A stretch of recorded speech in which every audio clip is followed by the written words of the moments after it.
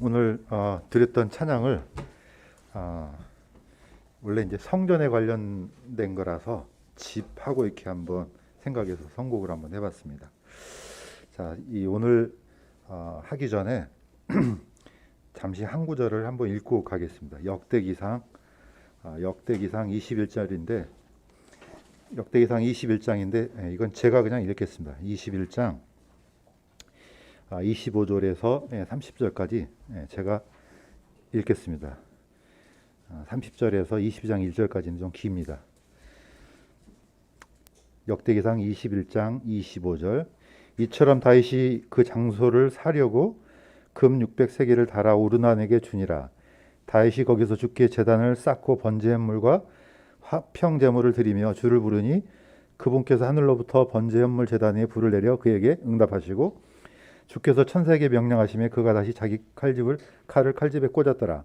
그때 다시 주께서 여부수 족속 오르단의 사장마당에서 자기에게 응답하시는 것을 보고는 거기서 희생물을 드렸으니 이는 모세가 광야에서 만든 주의 성막과 번제물 제단이 그때 기본에 산당에 있었으나 다윗이 주의 천사의 칼로 인해 두려워서 감히 그것 앞에 가서 하나님께 여쭙지 못하였기 때문이더라. 그때 다윗이 이르되 이것은 주 하나님의 집이요 이것은 이스라엘을 위한 번제물 제단이라 하였더라.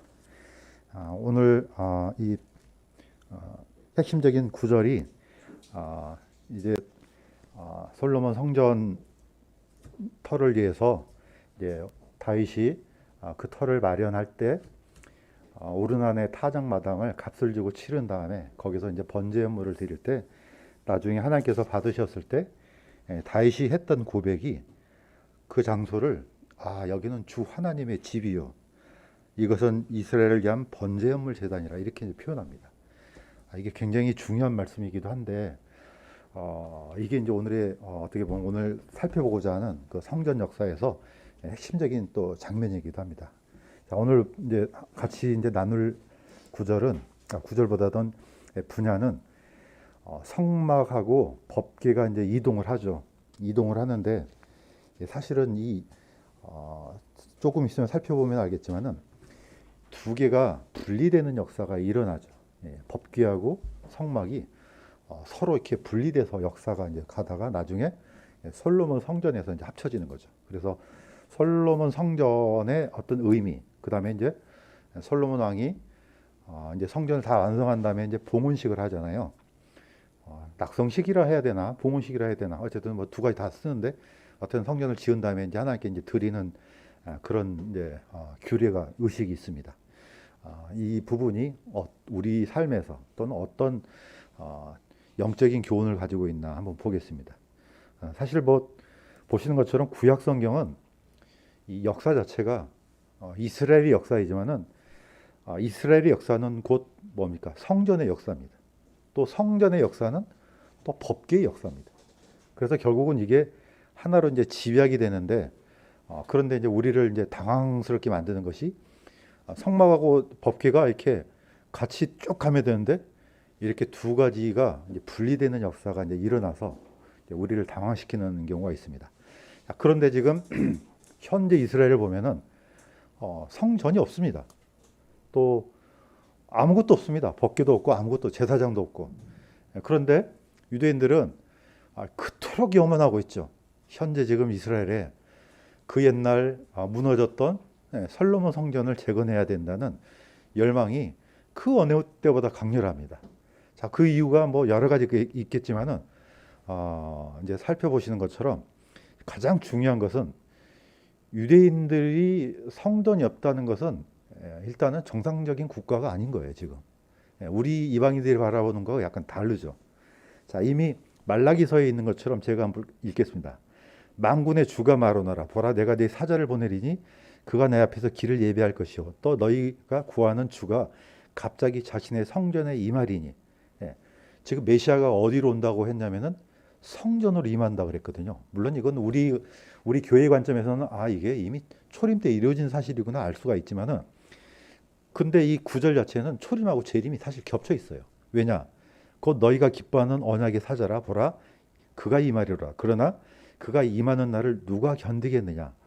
그가 나타난 때 누가 서겠느냐. 이건 재림에 대한 거. 두 가지가 사실 겹쳐 있습니다. 근데 어쨌든 유대인들 관점에서는 메시아가 오려면은 성전이 있어야 된다.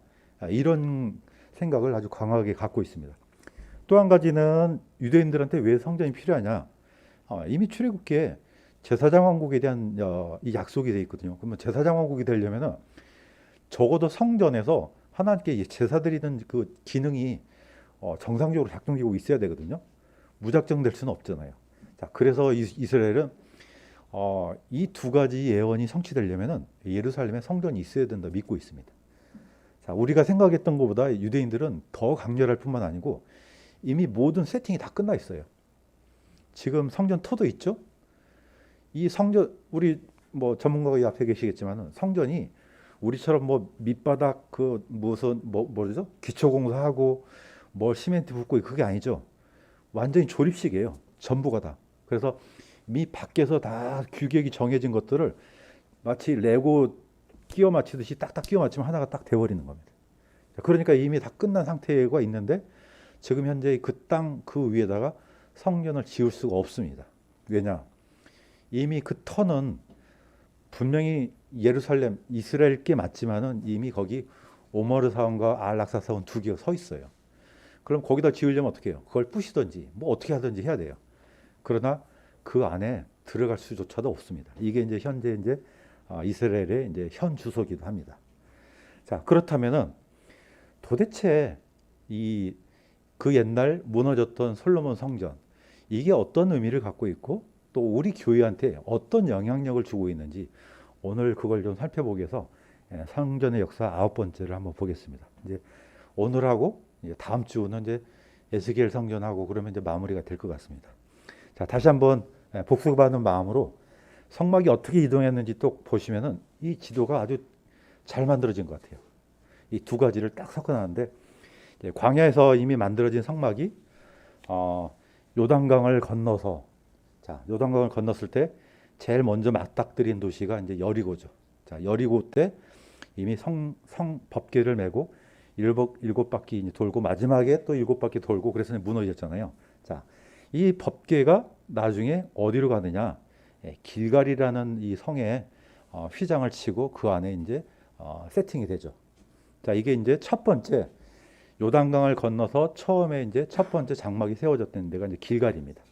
자, 이 길갈에서 이제 실로로 옮겨오죠. 자, 우리가 잘 알고 있는 실로에서 어떤 일이 있었습니까? 법궤를 빼앗기는 역사가 있었죠. 자, 어찌됐건 실로에 있던 이 성막은 그대로 노브로 옮겨가죠. 노브는 우리가 잘 알고 있던 것처럼 다윗이 사울 왕을 피해서 노브로 피하잖아요. 그때는 법궤가 없었어요. 그냥 성막만 있었죠. 자, 그때 이제 진설병을 먹었던 사건이 일어나죠. 예수님께서도 그 얘기를 하죠. 이게 바로 노비입니다. 자, 이때 이제 사울 왕은 노베에 있던 제사장 85명을 다 죽여버리죠. 자, 이때가 바로 이제 이 노비입니다. 자, 이때 이제 노베에 있었던 성막이 기본으로 옮겨오죠. 이제 예루살렘으로 오기 직전에. 자, 기본에 있던 산당을 사울 왕이 다윗이 이 법궤를 임시로 이제 안치하기 위해서 만들었던 장막이 있죠. 예루살렘 장막이 있고 나중에는 이제 솔로몬 성전이 이제 세워진 거죠. 자, 솔로몬 성전이라고도 하고 또 솔로몬 왕이 주도했기 때문에 솔로몬 성전이라고 합니다. 자, 어쨌든 이렇게 해서 성막의 이동 경로가 이렇게 되죠. 오늘 지도를 보시면 아시겠지만은 실로로 갔다가 노브로 갔다가 기본으로 갔다가 다시 예루살렘으로 가죠. 이게 이제 성막의 이동이죠. 그런데 이 성막과 다르게 법궤는 다른 경로로 갑니다. 자, 이걸 한번 보겠습니다. 자, 법궤하고 이동이 어디까지 같아지냐면은 실로까지는 같아지죠. 근데 약간 아까 말했던 것처럼 이 법궤가 사실 어떻게 보면 이런 경우라고 생각돼요. 모든 제사 중에 구약의 제사 중에 번제가 모든 제사를 대표합니다. 그다음에 번제는 율법 전에도 번제가 있었어요. 그러니까 번제는 그 어떤 형태의 어떤 제사도 다 대표를 합니다. 마찬가지로 이 법궤는 성막의 모든 성물을 대표하는 기구입니다. 그래서 모든 세계 사람들의 주목을 끌 수 있는 이 성막의 기구 그런 법궤입니다. 유대인들은 두말할 것도 없고요. 그러면은 이 법궤 그러면은 그냥 밥 먹다가다 숟가락 놓는 이 정도로 강렬합니다. 자, 이 법궤가 이제 광야에서 우리가 이제 여리고 사건 잘 알잖아요. 이때 이제 여리고성을 무너뜨리기 위해서 법궤를 맨 대상들이 하루에 한 번씩 마지막에 7번째 날에 7번 돌면서 여리고성을 무너뜨렸죠. 자, 그렇게 해서 이제 길갈에 이제 안치되죠. 그다음에 이 법궤를 보고 어디로 올라갑니까? 세겜으로 올라가죠. 이 세겜의 사건을 이제 우리가 이제 기억할 필요가 있습니다. 요수아가 아이성 전투 후에 나중에 한번 패배를 한 다음에 다시 이기잖아요. 그 다음에 법궤를 메고 세겜으로 올라가죠. 그 사건이 여호수아 8장에 삽입되어 있습니다. 자, 제가 그냥 그대로 한번 읽겠습니다.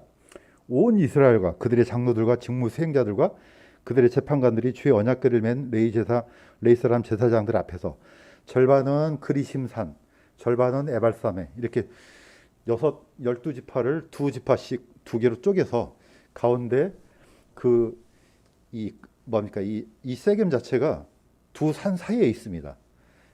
이 에발산하고 그리심산 사이에 그 사이에 이제 법궤를 세워놓고 낭독을 하죠. 구약에 있던 모든 법을 낭독할 때, 자, 주께 순종하면 복을 받을지어다 그러면 한쪽에서 아멘, 그리심산에 있던 지파들이 아멘하고, 자, 주의 말씀에 불순종하면 저주를 받을지어다 그러면은 이쪽에서 아멘 이렇게 하는, 그렇게 한다는 뜻입니다. 그러니까 법궤가 어떻게 보면 모든 재판의 중심이란 걸 분명하게 보여주죠. 말씀의 중심이요, 심판의 중심이요, 또 모든 재판의 중심인 걸 보여주는 거죠. 너무너무 강렬하죠. 왜냐? 법궤가 어떤 효력을 갖고 있었던지 이스라엘 사람들은 다 눈으로 봤기 때문에.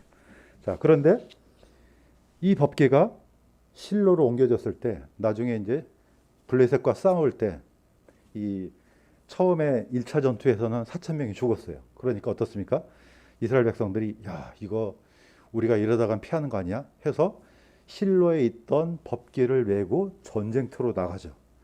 그런데 전쟁터에 나갔는데 이길 줄로 생각했더니 나중에 3만 명이나 된 사람이 전사자를 내고 법궤까지 빼앗깁니다. 이때가 실로에 있었던 사건이죠. 자, 이때 바로 비느하스의 아내, 엘리의 며느리 비느하스의 아내가 죽으면서 이렇게 얘기를 합니다. 영광이 이스라엘에서 떠났다. 그래서 자기가 낳은 아이 이름을 이가봇이라 하였으니 이는 하나님의 궤를 빼앗겼고 자기 시아버지와 남편이 죽었기 때문이더라. 자, 이 표현은 어떻게 보면 이스라엘의 현 주소를 보여주는 아주 대표적인 그런 이름이죠. 그러니까 그 아이는 이름 자체가 이가봇이에요. 카보드라는 뜻이 있는데 이건 무겁다는 뜻입니다. 앞에 이가 붙어갖고 무거움이 떠났다, 무겁지 않다. 그러니까 사람이 보통 그 대면할 때 그러잖아요. 저 사람 참 무거워 그러잖아요. 어떤 사람 저 사람 왜 이렇게 가볍지? 무겁다, 가볍다는 표현하잖아요. 이스라엘도 똑같습니다. 이 히브리어도 무겁다 그러면은 이게 영광이란 뜻입니다. 하나님의 거대한 그 무거움이 이 사람 안에 있는 거예요. 그러니까 사실 카보드의 극치는 누굽니까? 예수 그리스도입니다. 근데 예수 그리스도가 없으면요, 다 축정이에요. 바람에 다 날아가 버립니다. 그런 이름의 의미가 바로 이가봇입니다. 하나님의 영광이 떠나버린 거죠. 왜냐? 법궤를 빼앗긴 순간 이 표현을 쓴 것은 법궤가 얼마나 중요한가를 가르쳐 주는 거죠. 자, 그런데 이 법궤가 나중에 자기 이제 이 블레셋 지역으로 돌아다니죠. 아스도트로 갔다가 가드로 갔다가 에글론으로 갔다가 나중에 거기에서 이제 수많은 질병과 고통을 당하니까 베스메스로 이제 옮겨갑니다. 근데 우리 베스메스 사건 잘 알잖아요. 자, 이 사람들이 너무 궁금한 거예요. 도대체 이 법궤 안에 뭐가 있길래 이런 엄청난 능력을 발휘할까? 우리도 한번 봐보자. 딱 열어봤어요. 지금 그 사건입니다. 들여다보니까 어때요? 베스메스 사람들이 주의 길을 들여다보았으므로 그분께서 그들을 치되 그분께서 백성 중에서 5만 70명을 치시니라. 자, 저도 이해가 안 돼요. 딱 어떤 사람이 들여다봤으면 죽을 거 아니에요. 그러면 안 봐야 될 거 아니에요. 계속 보고 있네. 목사님이 지난 주일날 말씀한 것처럼 그 참새 그물을 만들어 놓으면 탁 걸리면은 그 참새가 저 걸렸구나 피하면 되는데 계속 걸리잖아요. 이게 어떤 사람한테도 이런 미련한 게 좀 있는 것 같아요. 어쨌든 보는 족족 다 죽었습니다. 그래서 그 수가 5만 70명이 죽었다 이렇게 나옵니다. 자, 법궤가 틀림없이 어떤 하나님께서 지금 뭔가를 역사하고 있는 건 이제 틀림없죠. 자, 그러니까 어때요? 이스라엘 백성들한테는 이 성물은 어마어마한 겁니다. 자, 지금 그래서 여전히 지금도 현재 이스라엘 백성들도 이걸 찾고 있어요. 자, 왜 찾고 있냐? 보시면은 이해가 돼요. 왜냐?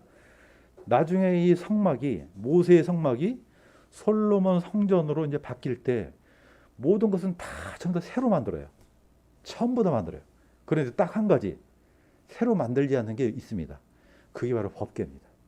이거는 모세가 그때 만들었던 그 법궤를 그대로 안치해요. 이거 하나밖에 없습니다. 그러니까 이거는 뭐 새로 만들고 이런 게 아니에요. 이건 그대로 지금까지 쓰고 있었어요. 그런데 솔로몬 성전터 이제 헤롯 성전이 이제 파괴되면서부터 이게 어디 갔는지 모르는 거예요. 그래서 수많은 사람들이 상상력을 자극하죠. 도대체 이게 어디 갔을까? 예. 분명히 누군가가 함부로 부실 수는 없어요. 왜냐하면 하나님께서 이거는 분명히 어떤 때를 위해서 지금 보호하시고 있거든요. 제가 믿기로는 그런 것 같아요. 그래서 저는 개인적으로 누군가는 이걸 가지고 나타나겠다는 생각이 들어요. 누굴까요? 이건 틀림없이 적그리스도일 거예요. 왜냐? 이스라엘 백성들을 속일 수 있는 단 하나의 성물은 이것밖에 없어요. 어느 누구도 설득이 안 돼요. 근데 언젠지도 모르겠지만은 틀림없이 그러지 않을까 저는 생각이 듭니다. 오늘 포인트는 그게 아니니까 한번 보겠습니다. 자, 이렇게 해서 이제 서로 다른 역사, 다른 경로로 움직여 왔던 성막과 법궤가 드디어 여기서 끝나죠. 예, 솔로몬 성전입니다. 자, 우리가 보통 이제 솔로몬 성전이라는 명칭을 쓴 것은 솔로몬 성전 있고 나중에 바벨론에서 파괴되어서 다시 들어왔을 때 이제 그것을 주도해서 만들었던 성전을 스룹바벨 성전이라고 그러죠. 그걸 중축한 사람이 이제 헤롯. 그래서 솔로몬 성전, 스룹바벨 성전, 헤롯 성전 다 원형은 다 솔로몬 성전입니다. 자, 이 솔로몬 성전은 즉위 4년 12월에 주의 집에 기초가 놓이고 제11년 불월 곧 8째 달에 그의 집의 모든 양식대로 그 집이 완성되되 그것의 모든 부분에서 완성되었으니 그가 이와 같이 7년 동안 그것을 건축하였더라. 장장 몇 년요? 7년 동안. 7년 동안 이 성전을 건축해서 이제 완성을 합니다. 자, 사실 뭐 우리 눈으로 본 적이 없지만은 참 머나먼 이디오피아 여왕이 그 먼 길을 쫓아와서 보려고 했던 것은 물론 솔로몬의 지혜도 있지만은 이 성전도 구경했습니다. 그때 이 광경, 이 장엄한 광경을 보고 말을 입을 다물지 못할 정도로, 그러니까 우리의 상상력을 뛰어넘는 그런 엄청난 건물이었던 것 같아요. 자, 심지어는 예수님 시대 때도 제자들이 그 예수님한테 자랑하려고 했지 않습니까? 물론 이제 헤롯이 이제 증축하긴 했지만, 자, 그래서 이 건축물이 그 중동 그 근방에서는 없었다 할 정도로 어떤 장엄한 모습이었던 것 같습니다. 자, 그런데 오늘 우리가 이제 주목해야 될 부분이 바로 솔로몬 성전 봉헌식입니다. 자, 성전을 딱 완성하자마자 봉헌식을 한 게 아니고 한 1년을 기다렸다 시작했던 것 같아요. 자, 아까는 8번째 날에 끝났잖아요. 성전 봉헌식은 7번째 달에 시작됩니다. 그러니까 이제 성전을 다 만든 다음에 그 안에 이제 번제단 뭐 기타 등등 여러 가지 이제 정비를 해야 될 거 아닙니까? 이렇게 해갖고 한 1년이 지난 것 같아요. 그래서 다음에 이제 성전 봉헌식을 하죠. 그래서 이제 솔로몬이 이제 엄청난 번제물을 가지고 이 번제단에서 올려놓고 하나님께 기도를 합니다. 우리가 이제 읽었던 솔로몬의 기도는 이제 있으니까 굉장히 긴 기록이죠. 그래서 누가 이 전에 와서 기도하건 들어달라고 어떻게 하든지 막 여러 가지 기도를 합니다. 자, 이제 솔로몬이 기도를 마치면 어떻게 하느냐? 불이 하늘에서 내려와 그 번제물과 희생물을 태워버렸고 주의 영광이 그 집에 가득하였더라. 이렇게 되어 있습니다. 이게 역대기 7장 1절에 나온 말씀입니다. 뭐랑 비슷합니까? 그 옛날 모세가 성막을 만들었을 때 하나님의 영광이 가득하더라. 이거하고 비슷합니다. 자, 하나님께서는 이 솔로몬의 기도를 응답하시고 하나님의 영광이 가득한 그 전에 하나님께서 함께 하신다는 걸 보여주셨습니다. 자, 그런데 어떻게 지켰느냐가 이제 다음에 나오죠. 역대기 7장 8절에 10절까지 나오는데 그때 회중이 1회 동안 그러니까 7일 동안 지켜요. 7일 동안 명절을 지키고 여덟째 날에 그들의 엄숙한 집회를 열었으니 사실 이게 무슨 말이냐면은 일곱 번째 달 8일부터 7일을 지킵니다. 이거는 성전 봉헌식을 위해서 일주일 동안 지켜요. 그러면은 14일에 끝나요. 그 다음에 바로 이어지는 절기가 뭐냐? 초막절입니다. 자, 15일부터 21일까지 7일을 지켜요. 그 다음에 22일, 이게 여덟 번째 날이거든요. 이때 전 이스라엘이 다 모여요. 이때는 이제 큰 안식일이에요. 자, 이스라엘에서는 안식일, 정규 안식일 말고 큰 안식일이라는 게 있습니다. 이 큰 안식일은 토요일 안식일하고 틀려요. 그러니까 무교절 첫날도 큰 안식일이죠. 이건 정규 안식일이 아닙니다. 어쨌든 이스라엘은 7개의 큰 안식일이 있죠. 그 중에 바로 나팔절, 그 다음에 속죄일, 그 다음에 초막절 첫날 마지막 날, 이렇게 해서 큰 안식일이 있습니다. 자, 이들이 이래 동안 제단에 봉헌하고 또 이래 동안 명절을 지켰기 때문이더라. 그래서 22일 날 다 모인 다음에 백성들을 23일에 다 집으로 보냈다. 이게 이제 역대하 7장에 이제 나온 기절입니다.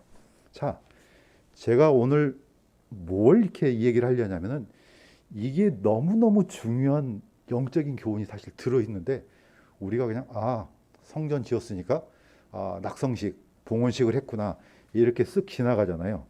오늘 성전의 역사에서 이 부분을 한번 이제 초점을 좀 맞춰보겠습니다.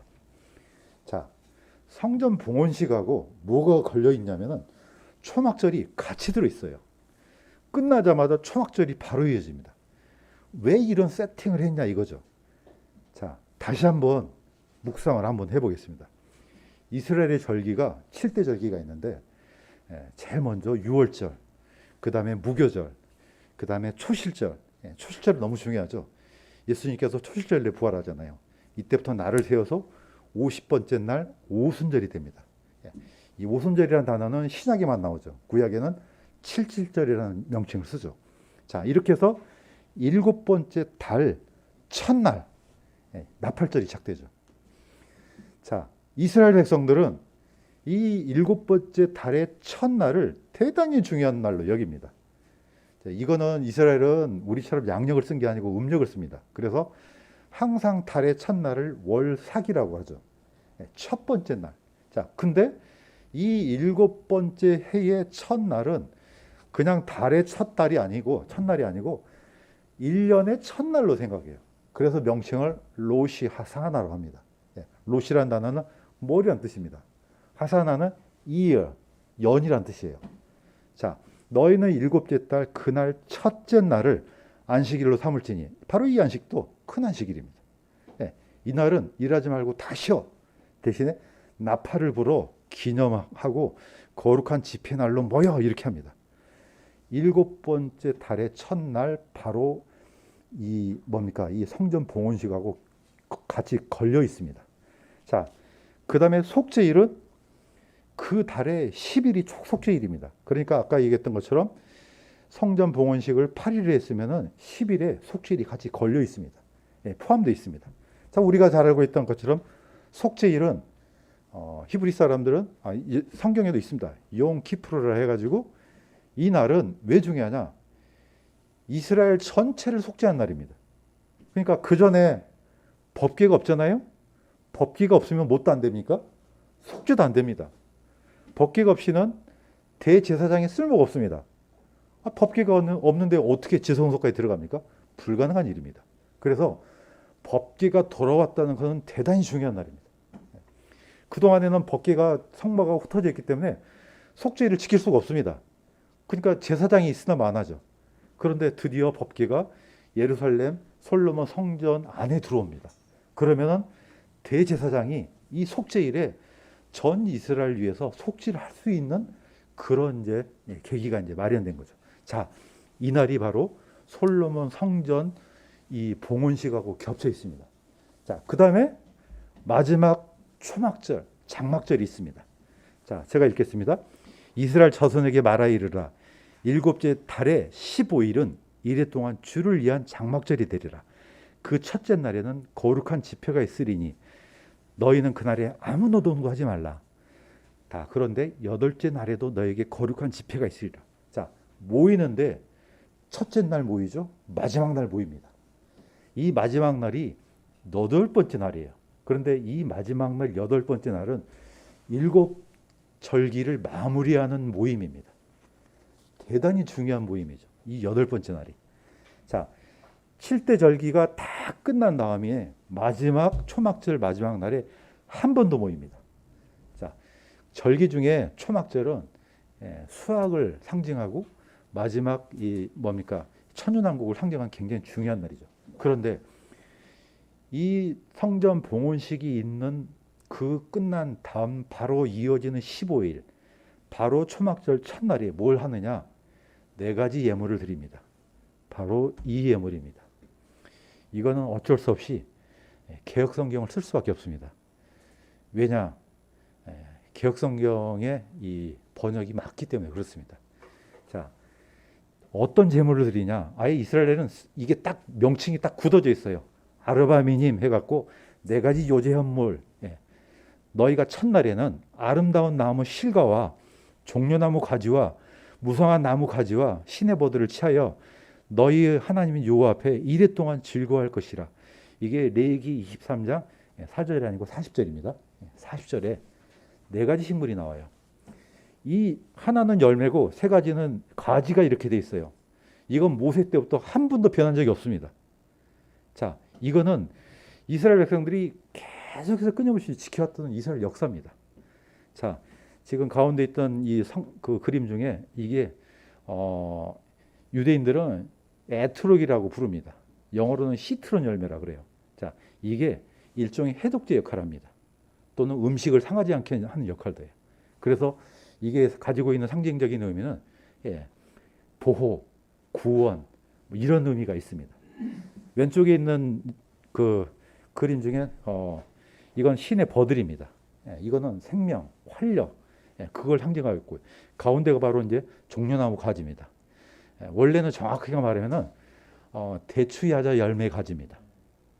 우리는 이제 번역할 때 이런 나무가 없기 때문에 비슷하게 종려나무로 했는데 원래는 대추야자 열매를 이 가지를 씁니다. 가운데 오른쪽에 있는 가지는 사실 이게 무성한 나무 가지 뭐 이렇게 이제 했는데 사실 이거는 머틀나무라고 해서 양쪽이 짝을 맞춰서 하나하나 둘씩 이렇게 이어져 갑니다. 그래서 영원한 사랑을 상징한 나무예요. 그래서 이걸 결혼식 식장에도 장식하고 하는 겁니다. 자, 이 네 가지를 초막절 첫날에 요제로 드립니다. 이게 일종의 신앙 고백입니다. 그 옛날 하나님께서 애굽에서 이스라엘을 건져내 가지고 광야 40년 동안 보호하시고 이 모든 신앙 고백이 이 네 가지 열매, 이 네 가지 현물 안에 다 들어 있습니다. 그러니까 굉장히 중요한 거죠. 결국은 누구를 가리키고 있습니까? 전부 다 예수 그리스도를 향해서 설명하는 것들입니다. 자, 그 중에 오늘 우리가 이제 주의 깊게 살펴볼 것이 성전터입니다. 오늘 뭐 이거는 뭐 너무나 많이 살펴봤기 때문에 자료 사진은 띄우지 않았습니다. 지금 현재 예루살렘 그 성전터에 분명히 무너졌던 예루살렘 성전터가 있지만은 거기에는 아까도 얘기했던 것처럼 이 오마르 사원과 알락사 사원, 이슬람 사원이 두 개가 자리 잡고 있습니다. 자, 그런데 이 성전터가 어떤 터냐? 이렇게 돼 있습니다. 아까 제가 한번 읽었죠. 자, 이 터는 사실은 다윗이 나중에 이제 예루살렘에서 이제 세력이 커지니까 나중에 내가 어느 정도인지 시험하고 싶죠. 내 힘이 얼마나 크지? 한번 알아보려고 요압 장군을 시켜서 인구 조사를 시킵니다. 그러니까 그래도 요압은 그거 안 좋은 일인데요. 하나님께서 배나 복 주시기를 원합니다. 안 들어먹습니다. 하라면 해 해서 전 이스라엘 이제 인구 조사를 합니다. 나중에 다 끝난 다음에 다윗이 가슴이 찔렸어요. 내가 교만했구나. 그때 하나님께서 세 가지 중에 하나를 선택해야 합니다. 자, 3년 동안 기근을 당할래?